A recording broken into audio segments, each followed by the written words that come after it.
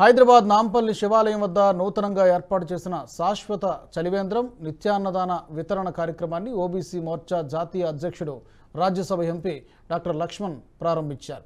Agarwal Samaj Hyderguda, Lions Club Secunderabad, Nalanda Lions Bhojanalaya charitable trust ఈ సేవా కార్యక్రమాలను నిర్వహిస్తోంది.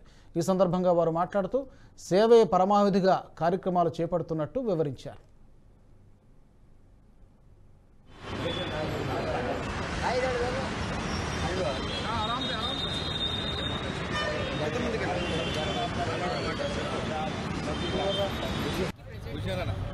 आज हमने यहाँ पानी के ठंडे पानी की मशीन लगाई है, ये मशीन के कारण है।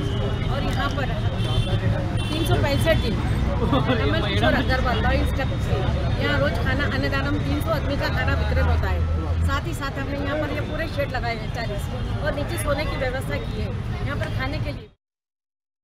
ఈ వీడియో మీకు నచ్చినట్టయితే లైక్ చేయండి, 10 మందికి షేర్ చేయండి. అలాగే కామెంట్ల రూపంలో మీ అభిప్రాయాలను మాతో పంచుకోండి. Nationalist hub group of channels ను సబ్స్క్రైబ్ చేసుకుని తెలుగునాట జాతీయవాద జర్నలిజాన్ని ప్రోత్సహించండి. ఈ వీడియో కింద ఉన్న బెల్ ఐకాన్ పై క్లిక్ చేయడం మర్చిపోవద్దు.